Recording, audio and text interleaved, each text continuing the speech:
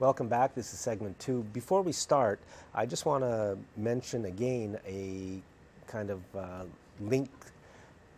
We've created a link that advertises a lot of websites that our little group think are interesting if you're coming at things from our point of view.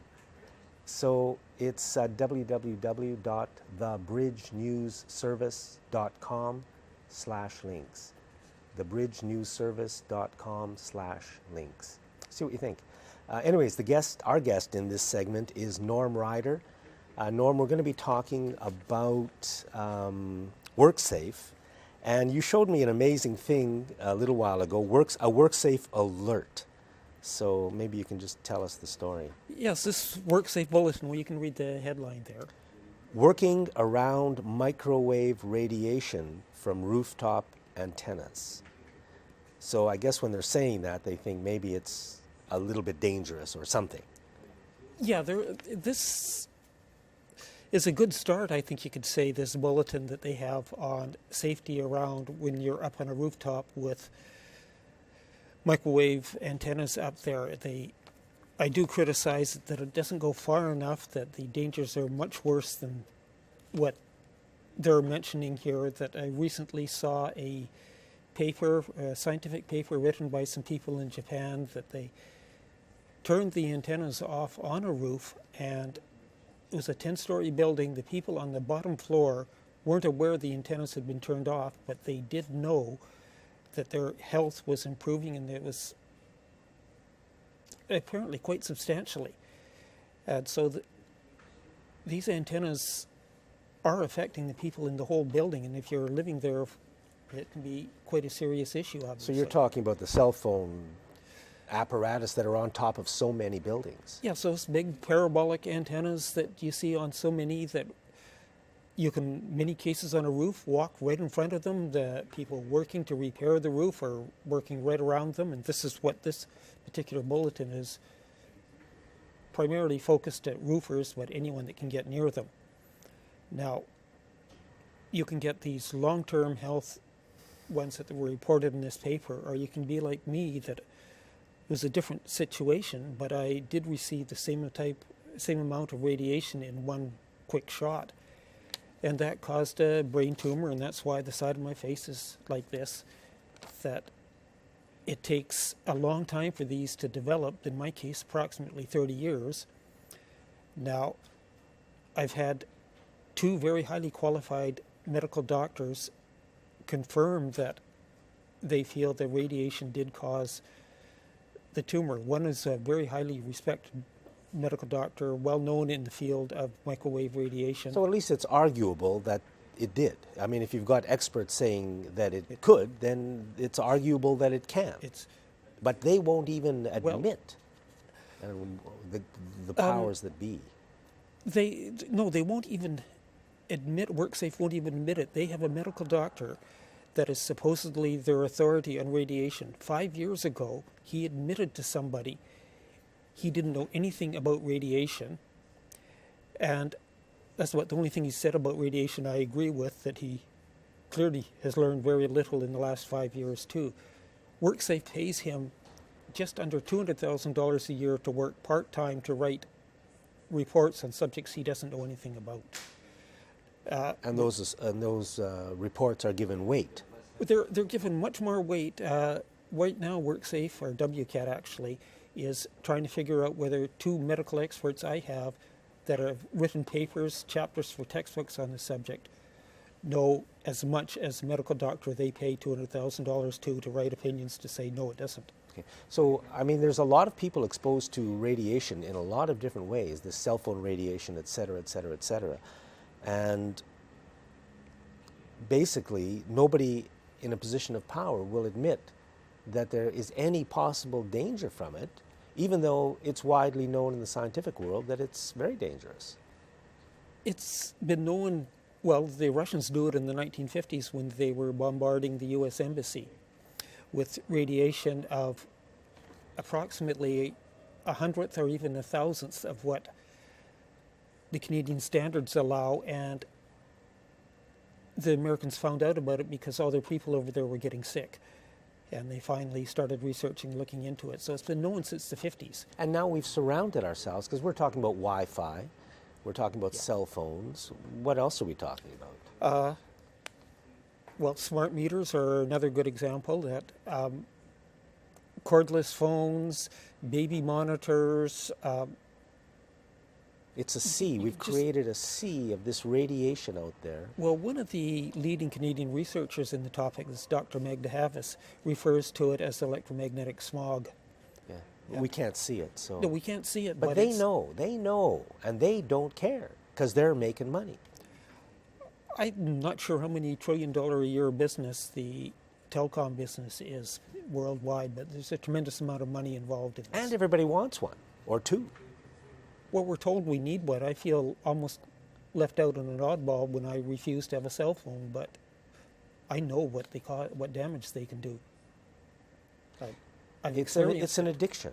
You know, we've become addicted. It's like they've removed human connection and replaced it with online connection, and or they're trying to do that. That's their thing. No, it's not like an addiction. It is an addiction. There is a scientist over in Washington that sent me information on how it works with the dopamine responses, and we can get into all that.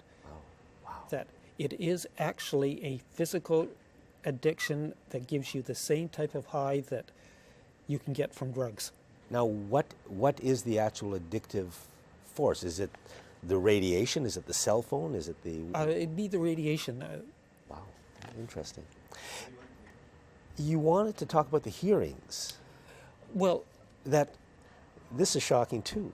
Worksafe had hearings about reducing penalties for employers. Yeah, for reducing penalties for employers. Yes, once I started looking into Worksafe and realized how much of a profit they are making every year, and their Crown Corporation should be making no profit other than a marginal operating one, they had a hearing that I just happened to catch on and hear about how they wanted to want to reduce the amount of penalties they will charge employers if they have workplace violations. And so they're making it easier to have workplace violations. Well, it becomes just even a minor cost of doing business. That some of the big corporations, I've been pushed in one situation where the company really wasn't too concerned if they got a fine or a violation report on it because it was just a cost of doing business in their opinion. So anyways, I went to this hearing and I had to register. I was the only one that registered for the hearing, and I think I almost shocked them because no one registers for the hearing. Well, of course no one registers for the hearing because almost no one knows about these hearings. So again, this was a hearing that Worksafe was having to reduce penalties for employers for workplace violations. Mm-hmm.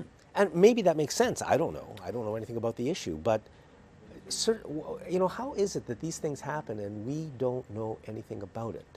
Well, it's because they don't want us to know anything. No, you did know about it. They advertised in the BC Gazette. Did you look at it? You can't get a copy of the BC Gazette. I spent the last 2 weeks looking for a copy, and I cannot get... So that's the only place they have to advertise Well, it. To be fair to Worksafe, they did have some information on their website if you looked for it. And I saw it in a one-day ad in the paper on the Saturday, and the hearing was on the Tuesday. It's just one more example of the way our rulers see us as a bunch of idiots who they don't even have to bother with. They'll just do what they want, and to hell with us. Yeah, and there was recently a hearing into the Freedom of Information that they canceled the hearing because no one had registered to go to it. Now, I know a number of people that would have loved to have gone to that hearing, but they didn't know about it. Now, this was a hearing, you said, on freedom of information. On the freedom of information, there are many problems with the way freedom of information works. It's at one time you could go into a government office and you got the information. Now you go in and you go through 45 working days, which is 30 working days works out to 45 days on the calendar. So they delay it for 45 days and give you nothing. You go through this little game of trying to get the information. You go to the Freedom of Information Commissioner, and they throw you back to the organization you tried to get it, and you go through another 45 days of playing games, of not getting the information. Or it's a ongoing battle that something has to be done with the way it operates. Well, that's the thing. Something has to be done, but nothing is being done. And it's just a symptom of the total corruption of our society by the people who run it. I mean, this is what they want. They don't want us involved in any of this. And so they've basically locked us completely out of the system. And that's what has to change. Yeah, that's one thing.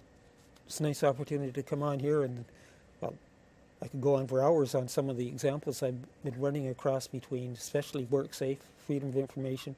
BC Hydro is another one that is terrible to try and get information from. They just stall and block every attempt that you do. What have you been trying to get from BC Hydro?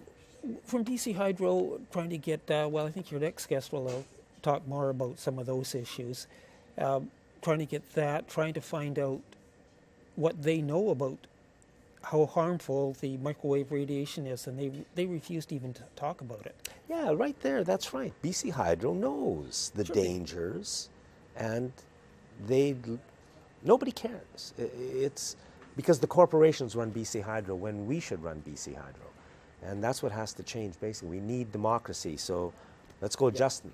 Yeah, well, I hope you can make it work. Yeah, we hope. Norm, thank you very much. Thank you. Thanks for watching this segment of Citizens Forum.